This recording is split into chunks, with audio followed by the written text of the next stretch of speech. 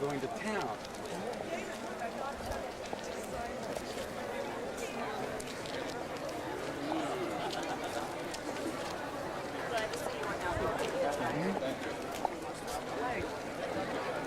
Hello. Either way, right phone. Okay. Fifth call. Are we? Daniel? Are you there? Yes, I'm here. Figure out. Sophie must have something. Or a bathing suit.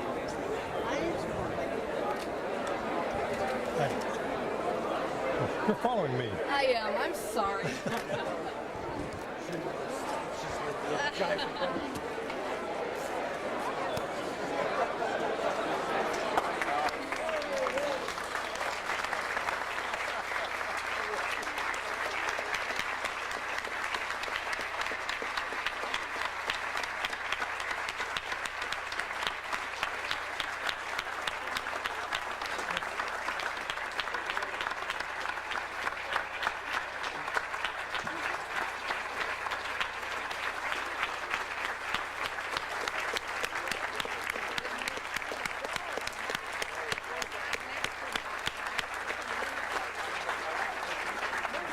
Of this accent on youth, and our new executive director is high, of course.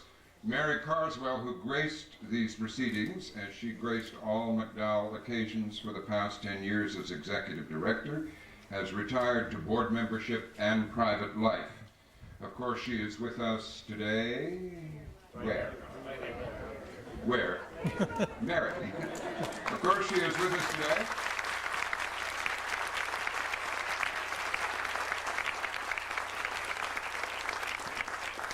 You just did what I was going to ask you today. Mary's contribution is immeasurable and I can't quantify it, but for those of us who know what she gave to the colony, know that it was extraordinary, and the condition the colony's in at the end of her 10 years is largely of her doing. We have other reasons for sadness and joy. Louise Bourgeois, the distinguished composer who came here summer after summer, died last year and was widely mourned.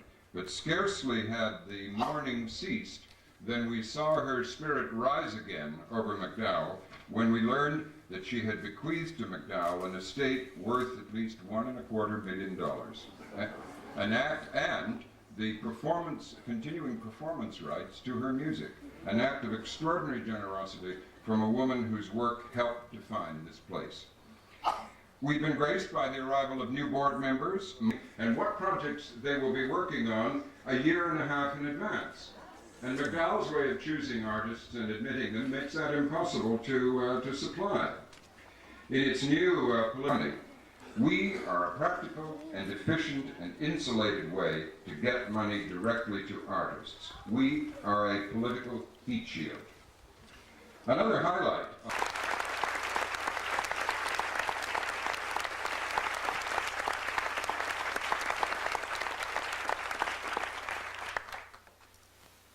She's demonstrated her competence and her commitment to MacDowell, and it really gives me great pleasure to introduce Cheryl Young for her first Medal Day remarks.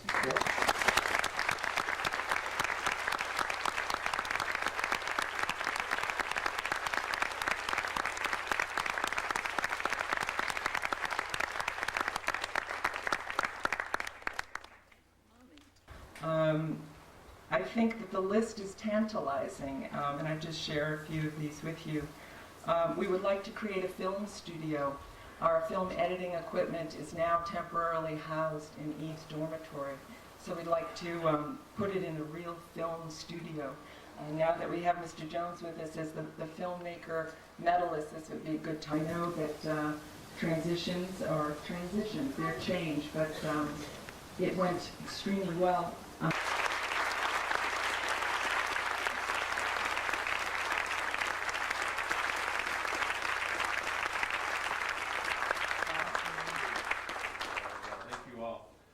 That water is the last thing a fish would identify as part of its environment if it could talk.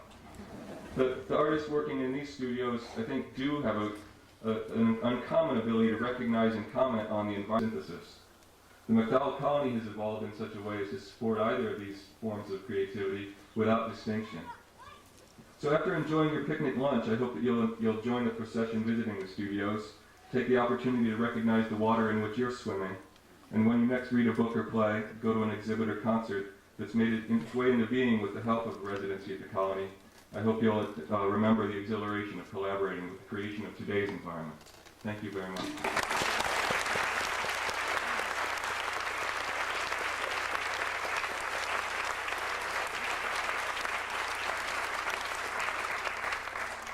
One of the extra pleasures of these medal days, beyond the opportunity to meet some of the truly great artists of our time, is the chance to hear the distinguished speakers who introduced them.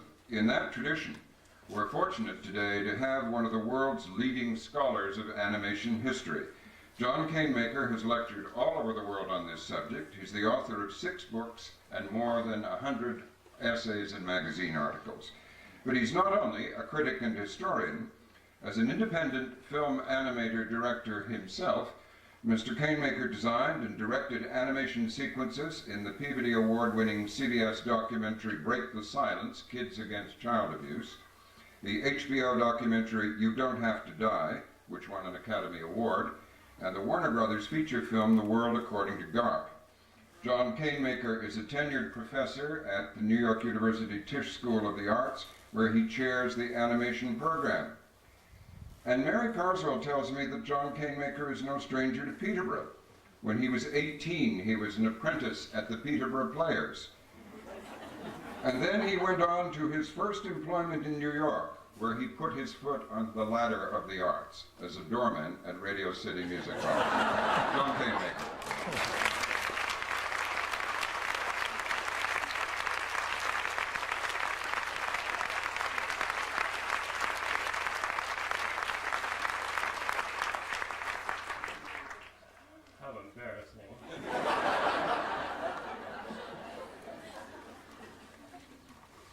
Charlie Chaplin, so the story goes, once admitted that he was jealous of animated cartoons because their timing is perfect. And the reason the timing of animated cartoons is perfect, figured Chaplin, is because the characters never have to take the time to breathe. As a boy, Chuck Jones watched Chaplin, Buster Keaton, and other silent movie clowns as they improvised pantomimic magic before the cameras in the dusty streets of Los Angeles. Sometimes young Jones appeared as an extra in the films, which allowed him a closer look at the comics and their creative processes. They were honestly and simply trying to make funny pictures, he recalled, and were about as aware of dramatic and comedic theory as a bunch of otters. All I wanted in the whole world when I grew up, said Jones, was to be one of them. Years later, at Warner Brothers, Chuck Jones did become one of them. It's debatable, however, as to whether animators ever really grow up. From what I've observed, they are so in touch with the child part of themselves that they never grow old. Ray Bradbury agrees. At his 55th birthday party, he said that when he grows up, he wants to be 14 years old, like Chuck Jones. In any case, at Warner's, Chuck Jones ran with the joyful legacy of the silent comics and passed the torch to a new roster of physical comedians, namely Bugs Bunny, Daffy Duck, Pepe Le Pew, the Roadrunner and Coyote, among others. Jones' films are, of course, not silent. There's music in the background and often spectacularly in the foreground, as heard in Jones' masterwork, What's Opera, Doc?, for which he compressed Wagner's 14-hour Ring into 6 minutes.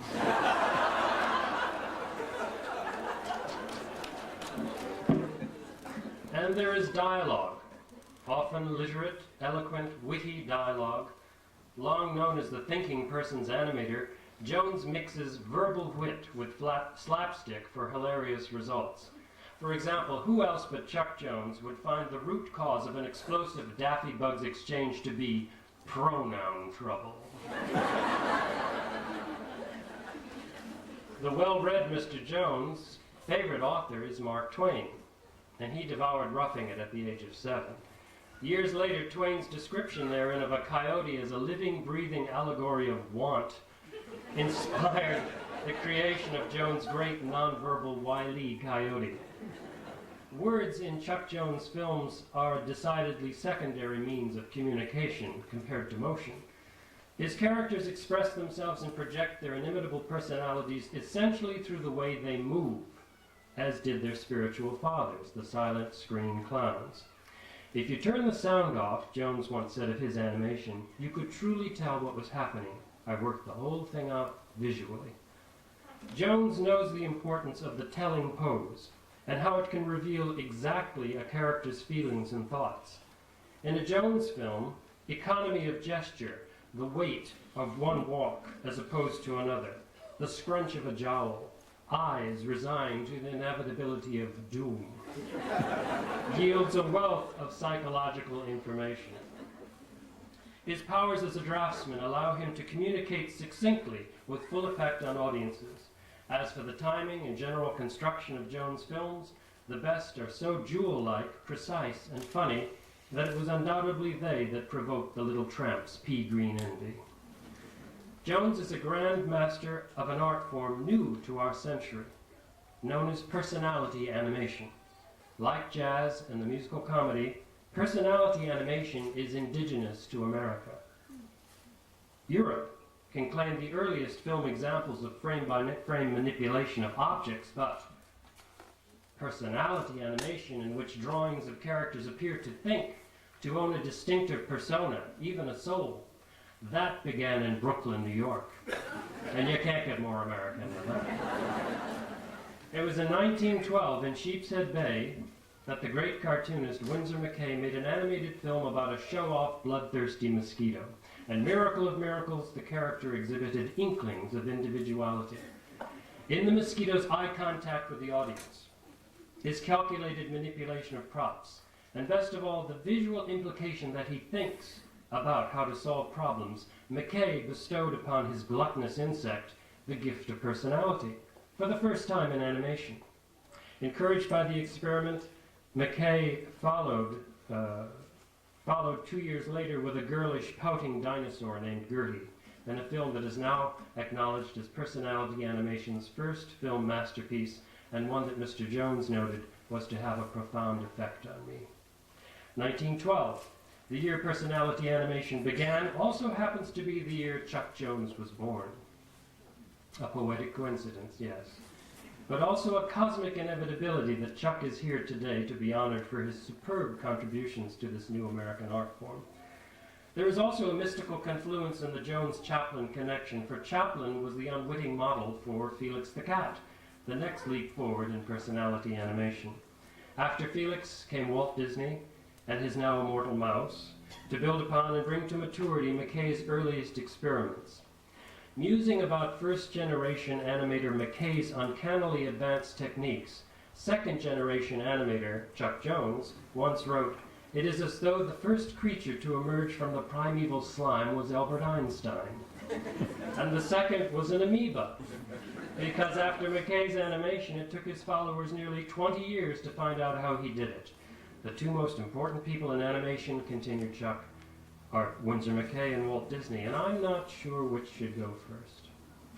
Today, Chuck Jones goes first. He led personality animation into psychological and emotional territory that Winsor McCay never dreamed of going and Walt Disney never went. Early in his directing career, which began in 1938, there was a period of what he calls Disney worship. That is, he learned his craft by emulating Disney films' naturalistic design, rendering, timing, and motion, which protects the illusion of believability by disguising the character's cartoony origins. But Jones' adventuresome nature soon led to bold experimentation, using exaggerated poses to communicate a character's thoughts, faster pacing of gags, razor-sharp timing and cutting, and stylized designs influenced by modern art. In the 1942 short, The Dover Boys, Jones uses strong storytelling poses alternated with over-the-top dynamic manipulation of transitional forms, a conscious experiment that proved to be the turning point in his career. That and other of his Warner films, plus his moonlighting as director of Hell Bent for Election, a 1944 Re-elect Roosevelt short for the innovative UPA studio, were major influences that led the animation industry decisively away from Disney naturalism, the so-called illusion of life. For Chuck Jones celebrates the cartoon as cartoon, while managing to reveal depths in his characters that bring them truly to life. To judge the extent of his success in walking a tightrope between cartoon exaggeration and human believability, consider the wise child who refuted his parents' comments that Mr. Jones is the nice man who draws Bugs Bunny. He doesn't draw Bugs Bunny, said the kid. He draws pictures of Bugs Bunny.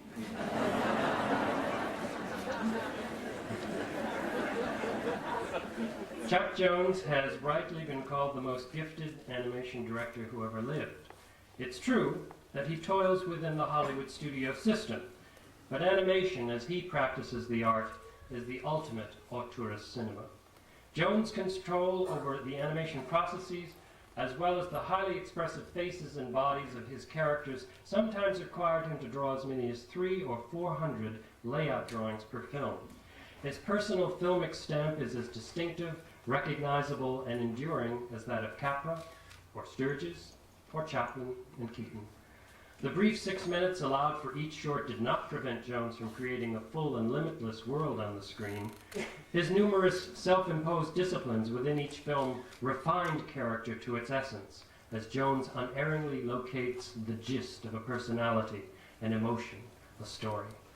The 1953 tour de force, Duck Amuck, hinges solely on the personality of Daffy Duck and creates what one critic has called an essay by demonstration on the nature and condition of the animated film and the mechanics of film in general. The Dot and the Line is a directorial tour de force in which severely distilled designs of simple forms still manage to assume full personalities, expressed again primarily through movement.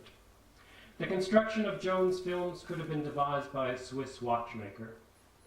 Yet, they are not mechanical, but are joy-filled and often ironic cinematic observations of the human condition.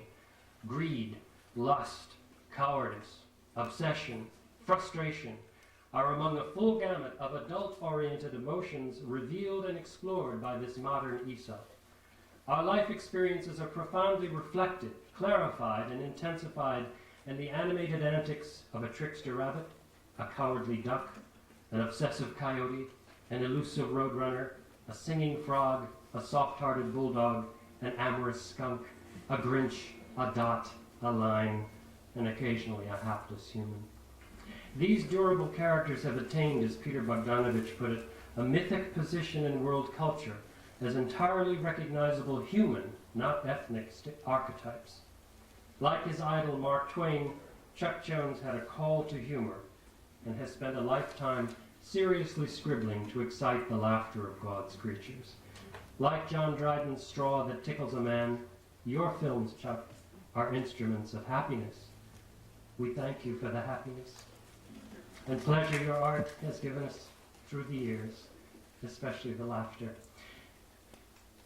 It's a great privilege for me to present this honor to you for your unique gifts and joyful achievement. Ladies and gentlemen, Chuck Jones.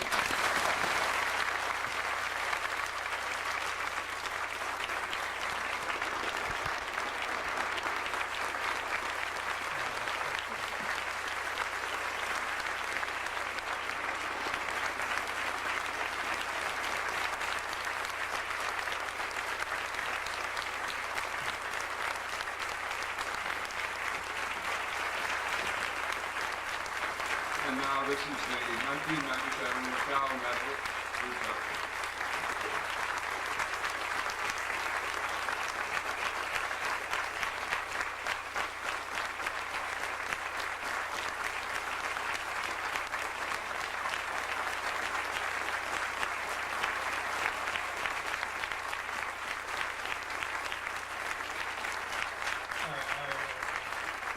I tell you to stop, but I really don't want you to.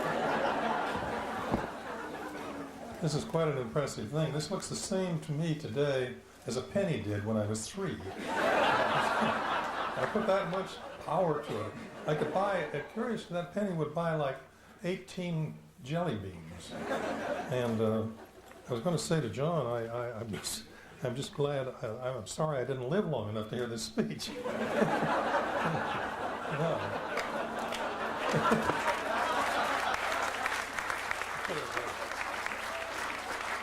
It would have been nice, you know, I could say my grandchildren can hear it and everything. So that's what they thought of me. But it's very nice of John now. When I became a director, I gained what you have to have. I think any person who's going to try to do anything creative has to have a certain amount of authority. Well, most of my life I had none. And like Woody Allen, he said I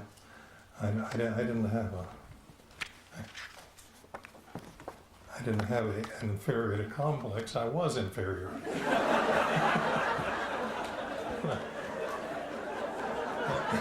And I was, you know. It never occurred to me that there was any future for me. But I just want to, well, there's several things to say, but of course one of them is that I felt that as you were talking along there, that I felt like the old gentleman. Hell, I'm an old gentleman, but at least I'm a man. The gentle part sometimes escapes me, but about an old man about my age who was accused of seducing an 18-year-old girl, and he said, I would contest it, except it's so flattering.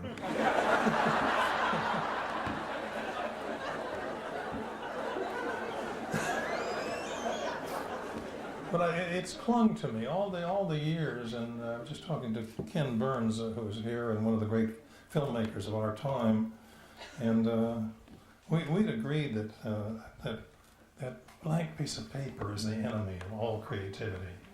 You finish a story, you finish a film, you finish anything, you finish a book, and you suddenly realize, I've got to do another page. That son of a bitch is staring at you right there, blank. And you're supposed to be something up there that's important. And it is terribly frightening, but conditioned to that is the idea that someone once said a very wise thing, and that was that an artist never finishes anything, he only abandons it. He does the best that he can for that time.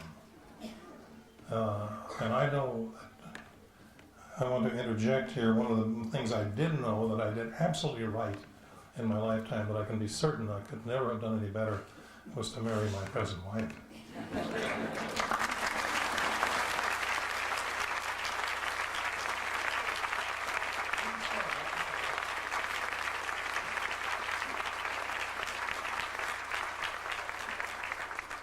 Please let them look at you. I love you and I want to see you.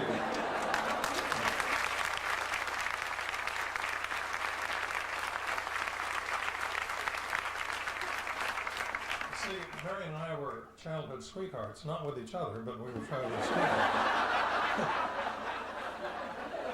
And she contends I met her. She was raised in Santa Barbara, and she contends that I met her when I was working on a yacht that came up to Santa Barbara. And I do remember walking down the wharf and stumbling over something soft.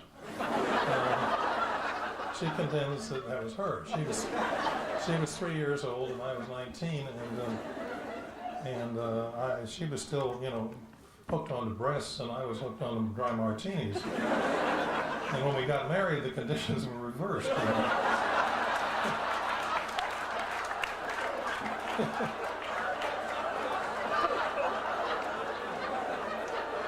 So we both came, you see, and it comes out. I'm reading something that Bat Masterson said. He became a sports writer in New York after he got tired of killing people. And so one day he was typing on his little typewriter, and Gene Fowler noticed that he was working. The guy got up and left, and 2 days later he was dead. So Fowler went over and got this piece of paper out. And this is what he said. About like this. He said, in traveling through this country of ours, I noticed that there is a great and fair distribution of everything in our society. He said, take ice, for instance. Everybody gets an equal amount of ice. The rich get it in the summer and the poor get it in the winter.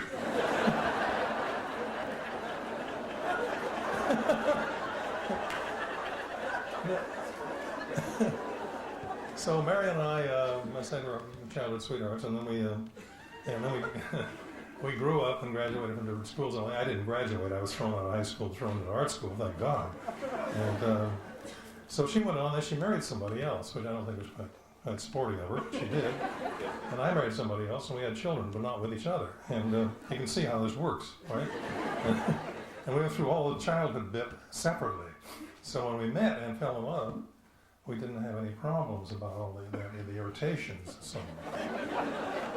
But somehow we fell into a thing that it does not let you in on a truth, because I can't give you any big truths. But we decided that we would abandon a single word in the English language that we felt had given a lot of trouble to us in our life. And the question, the word was why. And I noticed when I was young that when my mother would say, why didn't you bring more money home? Or other women would say, husbands would say, why can't you cook the way your mother did? A classic example of this, of the why, is, why did you spill the ink? Well, I can tell you what the answer to that is, in case there's anybody here of the nether generations of, say, 5 or 6, and then somebody comes in and says, why did you spill the ink? Yeah, the answer is, in the beginning there's the cloud of roiling gases. And out of that, the solar system was formed, and way down in the solar system was a tiny 50th rate dot of sand called the Earth. And eventually the fires burst out, and then water poured over everything, and then little terrible creatures attacked one another, and finally some venturesome idiot of a bug came crawling out of the water and eventually became a human being, and somewhere between that time and this time, something impelled me to spill the ink. But I don't know when it happened. Well, what's the alternative then? What do you do? What do you do instead of saying, why did you spill the ink? What happened? What happened? That's a lovely way of looking at something. It's not an accusation. And of course, the term why is very valuable, we found, if we use it only on ourselves. Why the hell wasn't I nicer to my wife is a lot different than saying, why aren't you nice? Right? It is. It's true. Anyway, work with us. I'm not suggesting anybody else try it. It'll only lead to terrible wars within the matrimonial picture. So don't pay attention to me. There was a preacher up here named Henry Ward Beecher, and I ran across a little poem about him that I think is appropriate on a Sunday. It said, a congregational preacher to a hen, you're a beautiful creature. And the hen, just for that, laid an egg in his hat. And thus did the hen reward Beecher. Isn't that neat? This guy was a Supreme Court justice. Compare him with some of the Supreme Court justices that now exist. Guy had a sense of humor. I was going to say, too, that in that business about if they demand of us, Robert, we tell them what we're going to be doing a year and a half, and why the hell don't they tell us what they're going to be doing a year and a half?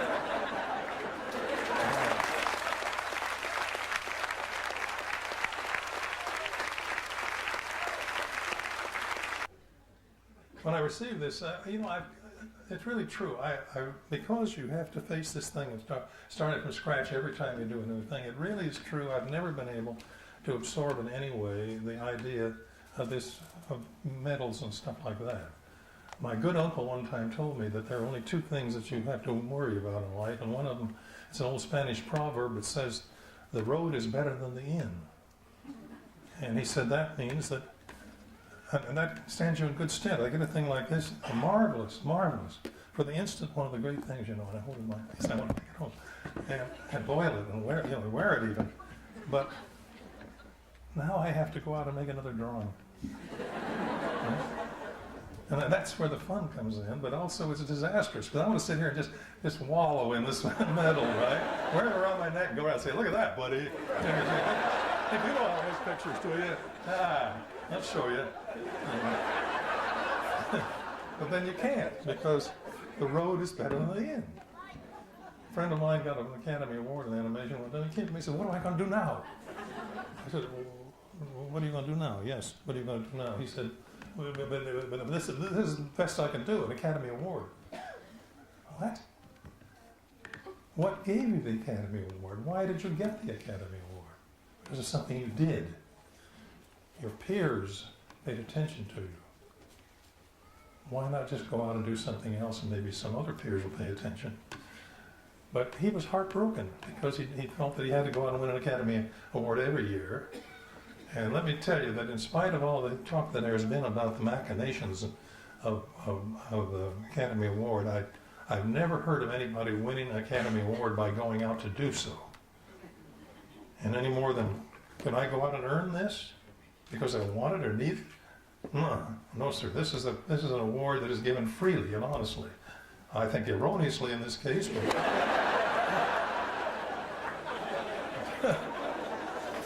I know when I opened the invitation, when I first saw it, I felt like this little man in the wilds of the Bronx years ago who picked up the telephone, and the voice said, "Is this J. Pierpont Morgan?" He said, "Boy, do you have the wrong number."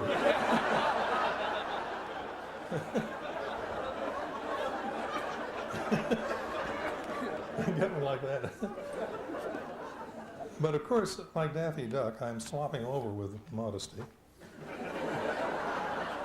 Where Churchill knew how to handle that one. Somebody said that Wilson was a very modest man, and when Churchill said, but on the other hand, he has a great deal to be modest about.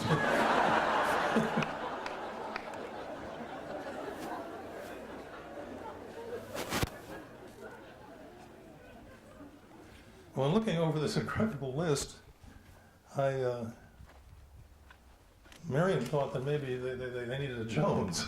And she said they thought they slipped one time, and they had Jasper Johns, and they thought they had a Jones, but they damn. Shows what an error in printing can do for you, you know. But hell, so I checked the list again to see if there are names I could feel at home with, like Newt Gingrich or Rush Sausage Limbaugh. But look, so I went down the list and I saw Wilder, Calder, Hopper, Mailer, Cheever, to mention only the names that end in ER. I felt as I had my first day that I left art school. I went for art school with that.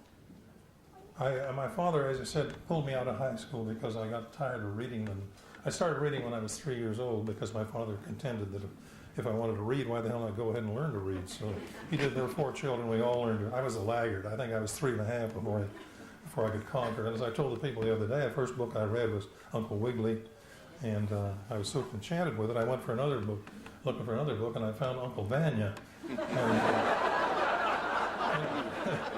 At 3 years old, that was a little obscure. But he insisted that we learn to read early, and when I got to high school, I was dreadful to the books, Hugh Wynne, Free Quaker, Son of the Middle Border, and those things. And I was beyond that. I'd read Dewey, and I didn't understand a lot of it. But Father said the only way to tell the difference between good reading and bad reading is to read bad reading, and then you'll discover what it is. Don't let anybody tell you, he said. Find out. He had another rule which worked very well for us because, as I say, there were 4 children. He said that nothing intelligent in the history of man has ever been said at a breakfast table. And so he said, bring a book. So he brought books. He didn't read the newspaper, and he read the whole thing. And he said, if you can't read anything else, read the cereal boxes. Anything, but don't talk. I don't want to hear it. It's bad enough waking up and then facing the fact that you're going to have to go someplace. But think of it, how awful that is. You're going to sleep, and boom, you're up, and you're going to have to go to high school. If I had to go to high school again, I would kill everybody around me to keep from getting there. I hate it. God, what a dreadful place. Today's day, 100 years later, and I still feel that way.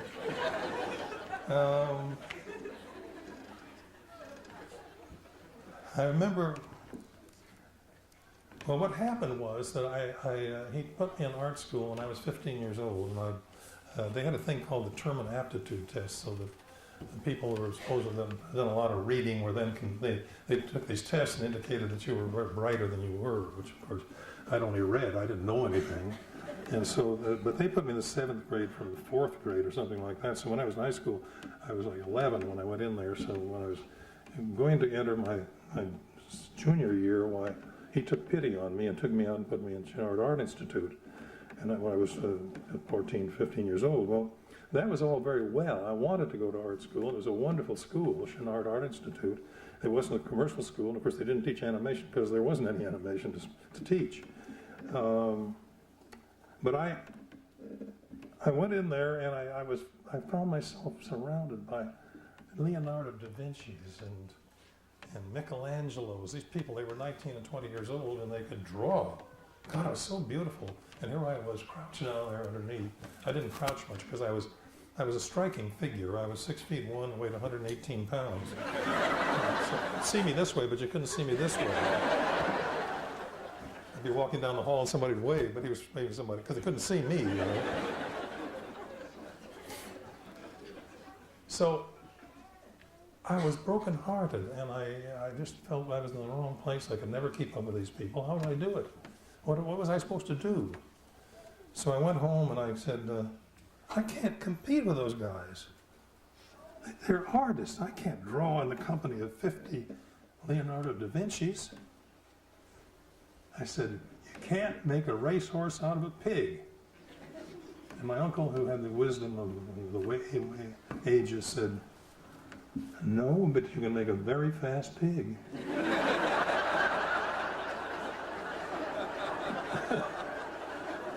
So I thought, that's it. I learned right then. Number one, you don't compete. Creativity is not competitive, no matter what anybody says. Later on, we never competed. I thought we were even remotely competing with Disney or anybody else. But I said, well, the hell with it. If I'm going to be a fast pig, I don't want to be the fastest pig. I want to be the fastest pig I can be. And that has stood me in very good stead for all of my life. In other words, I don't worry about the competition. I don't worry that somebody can draw better than I do. Of course somebody can draw better than I do. The best drawing I ever made, the next person can come along and make a better one. But better is idiotic in drawing. What you're trying to do is express yourself, isn't it? You want to say something, and you want to say it as well as you can. So I've been a pretty good fast pig, as pigs go. Remember what Thurber said about his cook? He said, she was a wonderful cook, as cooks go, and as cooks go, she went.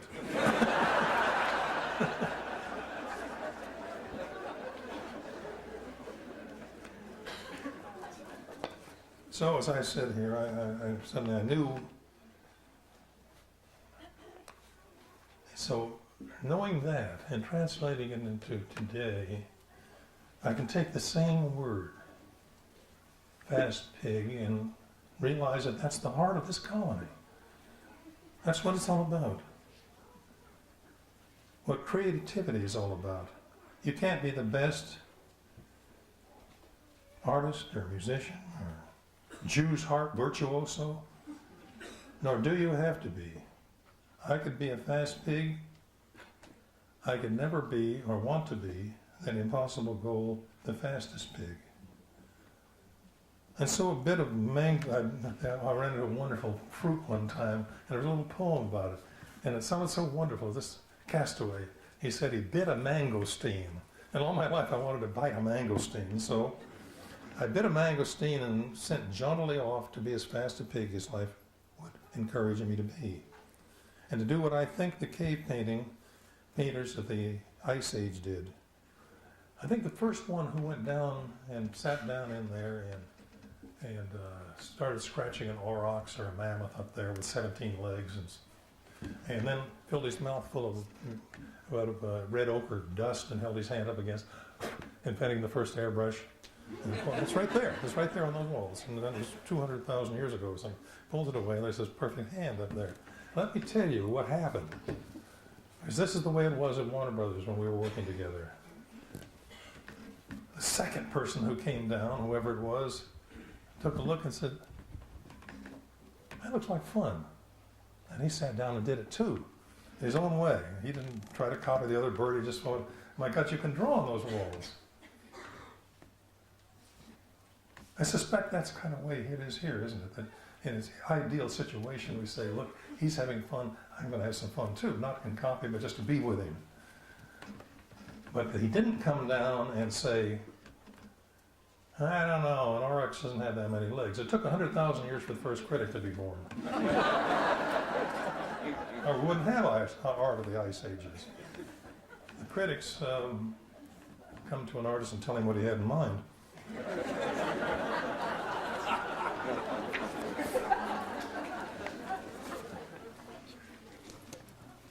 As you can readily see, I'm trying to varnish my life in animation with culture.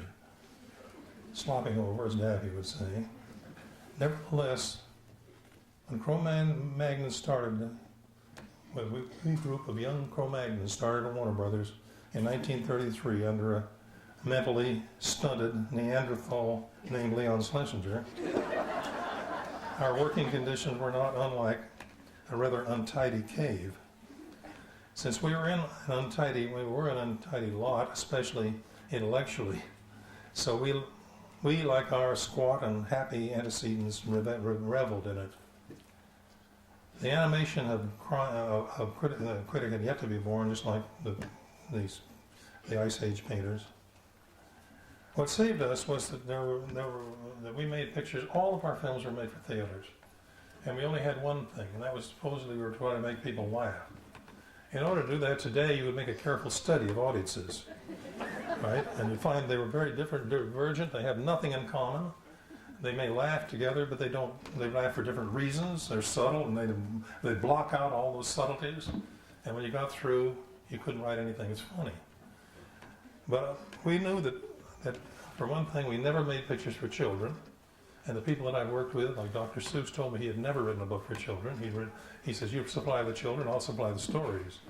And so we made pictures, and we knew that they weren't made for children, and we were pretty certain, having met a number of adults, that we weren't making them for adults. So what did that leave us? What it left us was that there were 8 or 10 of us there in a room together, all kind of creative in our own odd ways. It left us to make pictures for ourselves. And I think that's what happens, and that's why the glory of this colony is. Exactly. You make it for yourself. And you don't make it. A wonderful line was that we don't draw things or write things as they are. We draw them as we are. And that's pretty good, isn't it? As we are. That's what makes them different. That's what makes each person a star in their own right. And we all can do that. We don't all have to draw. God knows, most of us will be knocked down by our parents before we're 5. And my mother was, fortunately, all 4 children went into graphic art one way or the other. Because when we brought them a drawing, she neither overpraised or over-criticized it. And the result was that we continued. Not that we want everybody to continue doing animation. God knows we don't want that. I don't want that kind of competition. But that's the way it went. And so being here and receiving this award is certainly the most exciting and wonderful things that ever happened to me. And I remember a couple of things I wanted to add on this diatribe. I believe it was, well, here's one, Rimbaud. This is roughly translated. Communication, he said, is a cracked kettle upon which we beat tunes for bears to dance to, when all the while we wish to move the stars to pity. It's a nice challenge, isn't it? I thank you for inviting me here. I haven't any reason to believe that I belong here, but I'm happy you asked me. Thank you.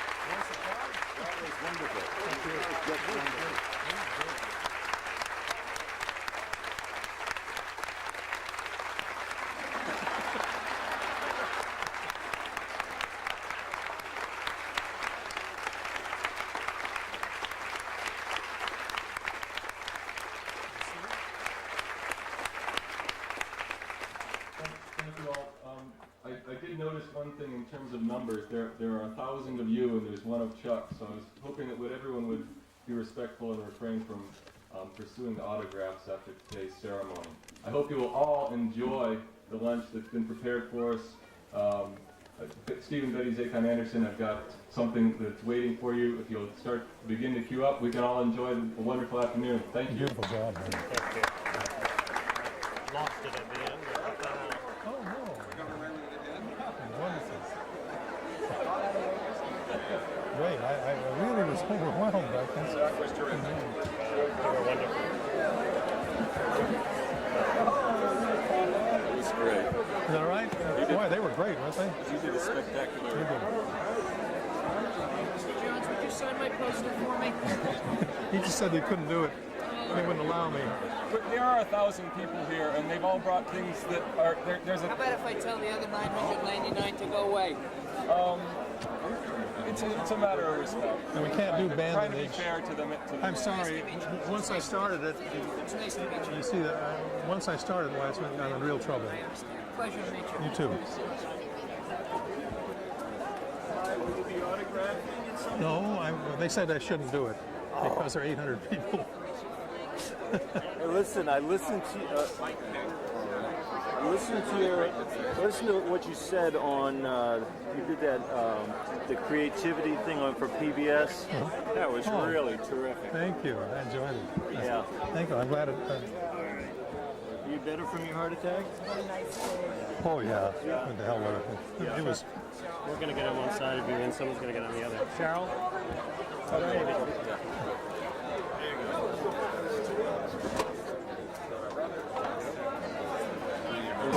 This ends. So. Thank you.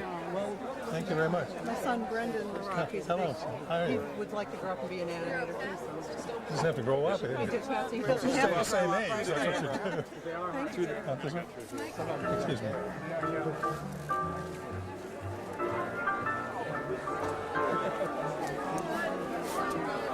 Where do we go? I think we're going to go out to this table, so we'll go around this way. Okay. Well, that was all right, wasn't it? Let's see, Marion has my kit, if you can find her. She's going to be out there.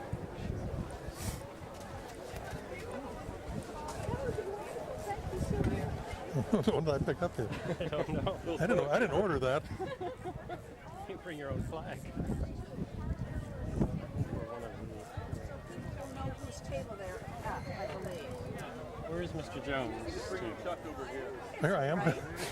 It's right there.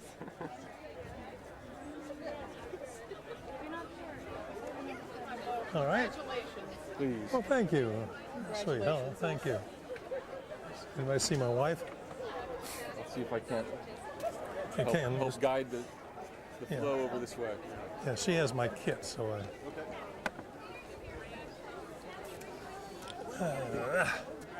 Let me find Marion. Okay, I'll hold your seat. You guys have a list. Excuse me. Oh, I'm sorry. Sorry about you. I remember. Darling, fantastic.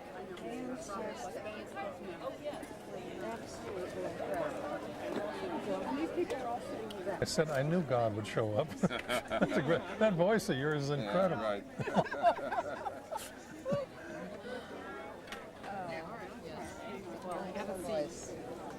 Okay. The medal's in there. The medal is in there. Oh, good. Okay.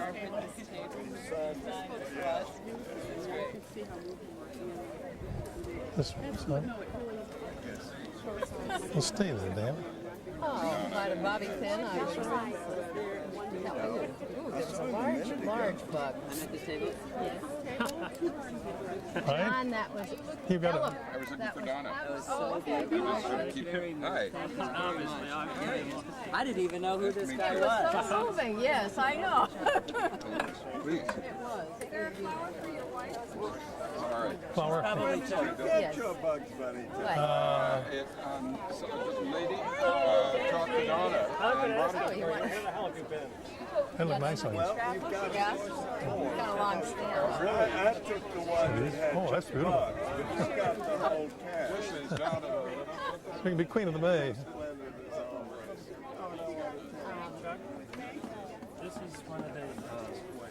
Donna Cameron. She Hi. was on the panel that selected you for this Oh, award. poor girl. And this is very You'll live it down. So happy. Congratulations. Thank you. I love your work. My Thank son you. loves your work. Hello. And it was so great that you made her stand up. That was very nice, Damn wasn't right. it? I was wondering if I could disobey the announcement. Hello, Hello, darling. How are you? Marilyn. Yeah, terrific. Effie, I did remember to bring you this. So, anyway. I want to tell you, yes, and I have never had an ovation like the one that you received. Well, And that's very has to sweet. tell you something, really. I mean, George Yeah. O'Keeffe, Noguchi, Stephen Constance, none of them had the response. Yeah, but you reach more people than they. remember Ken. And you had Abby in tears. She dissolved in tears. Tears of pleasure, tears of recognition, tears. Well, I thought. I know you know. Yes, I know you Because do. I know Bill Baird. That's right. He had something similar to yours, but you developed. You spell it Evie or Effie? Evie, E-V-V-I-E. 2 V's? 2 V's. Don't ask me why. Yeah, I'm absolutely, you know. Well, that pen was wonderful. It's a high. It's magnificent. Yeah. What a gift. Is it right? Haven't you Yeah. Say those things. They may feel them, but they never. Is it IE? I know. Is it IE or Y? I thought it was. I really. I think it'll stay there. I think there's an extra place and you can spread out a little. Ken, are you still working with this? Fellow, no. He's actually off on the most outrageous thing I'd ever heard. We're going to have to do it again. I believe that's. No, that's. But that's all right. It's for starters, isn't it? It's like perfect. Oh, I'm wearing my buttons proudly. Yeah, right here. He and I see. This is the stuff I did with Thank you. series on the history of the for the opera. That is, He'd worked with me about 10 years ago. and, Yeah. see, that was for the Mikado, Right now. and this is for Love Island. Jane. I gotta. Can I get these at the video store? No, I'll send you some. But Invited me to come and see Tosca, her. I'm and going to take my daughter. he was trying to figure out the title. Up on that. Tosca Fan Tutti. God, yeah. And there's one more. I But think. how wonderful. Yeah. To begin her second year at I St. don't go to the movies and I don't like to see that. Yeah, and my youngest one I'm going to do my best to open the wine. Would you like? Good for you. Yes, I think perhaps that's a little wine glass there. Hey, Maestro. Excuse me. Oh, I didn't recognize the title, but thank you. Josh, glass of wine. No, I think I'll just drink water. Thank you. Thank you very much. Cheers. Yeah, absolutely. All of your, my favorite character is Daffy. Really? I do mine too. I mean, Daffy's more like me than, Bugs is too good for me. You should like Bugs. You like Peppy too, don't you? Yeah, like. Good. Thank you, dear. Yeah, with me most of the time, but it's an overtime job. Hi. Fine. My little girl would love to have you sign her. I can sign for little girls. That's about all I Not can. for me. No. 2 little girls and my son. Okay. Who is it? What are the names? Oh, Morgan. G-A-N. Mariah. M-O-R-I-A-H. What is that? M-O-R-I-A-H. And Charlie. That's my son. Okay. Thank you very much. How are you? David, I knew you were going to move back. Was it all right? And I'm going to How great propose you're here. here. What's that? It was a terrific. Oh, thank you. That's very sweet. Thank you. Are you enjoying that? Where'd you camping? Here's a fledgling animator. Camping to Georgia. My name's Bill Eaton, Chuck. What's that? My name's Bill Eaton. For the past 23 years, I've been admiring your work. Good. I don't know how to control this, honey. He's capped me a few times.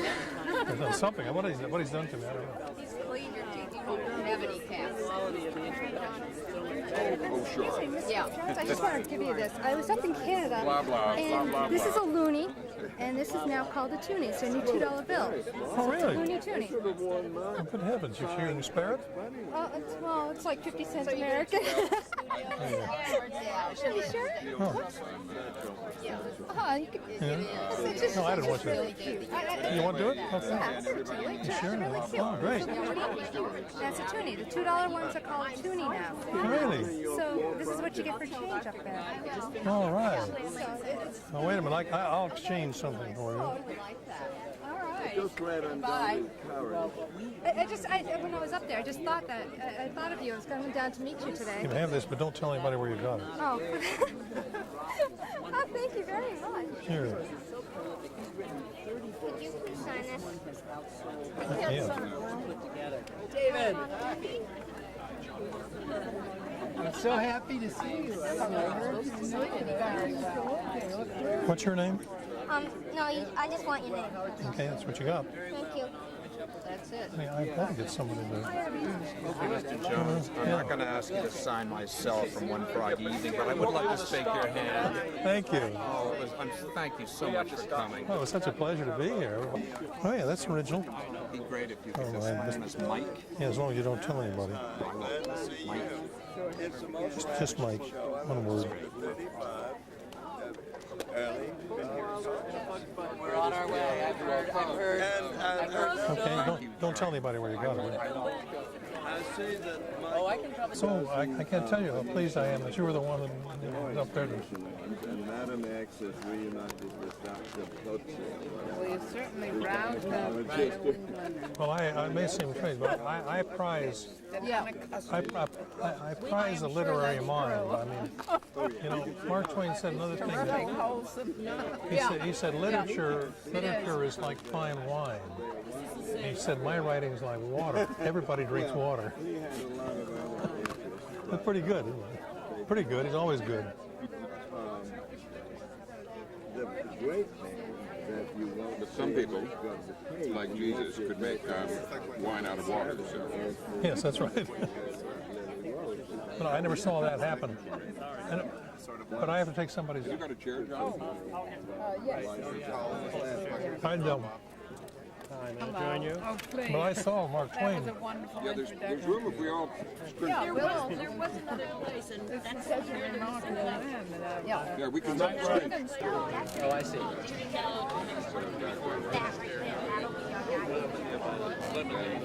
We got over all that.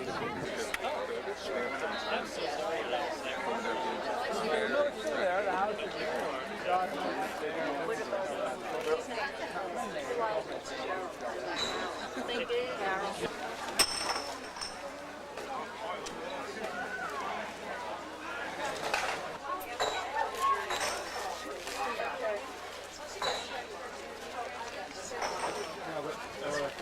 said they wanted me to sign three for the Postmaster, I am the postmaster. Thank you very much. Yes, it is so nice to meet you. Show respect. I didn't expect that It's summer. No, it is. Just about. No. Oh, look at that. Oh, what a... There is, at least it's prediction.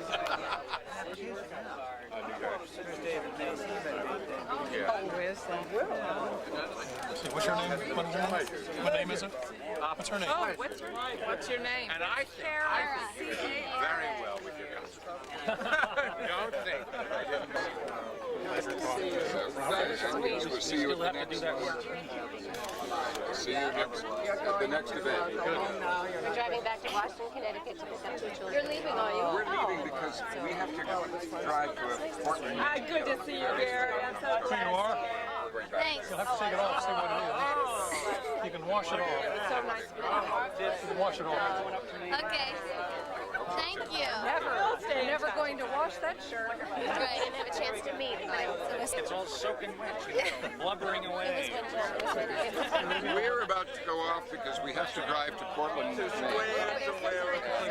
It was my pleasure and a great honor. And you made this the best day we've had. Really? Oh yeah, it was just so lighthearted, funny, and moving, and literate.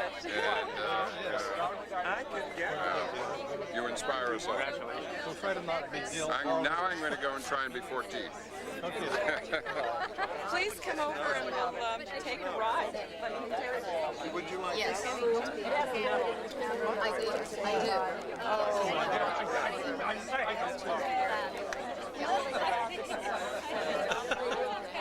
I'm so pleased. That's great. There you go. Are you? Have you read that new book, that Perfect Storm? I will. Something gonna try. No, this. I know, but if you're a sailor, you'd love it. You know, Perfect Storm. It's a bestseller, but it's not a novel. It's a story about the vast. It has.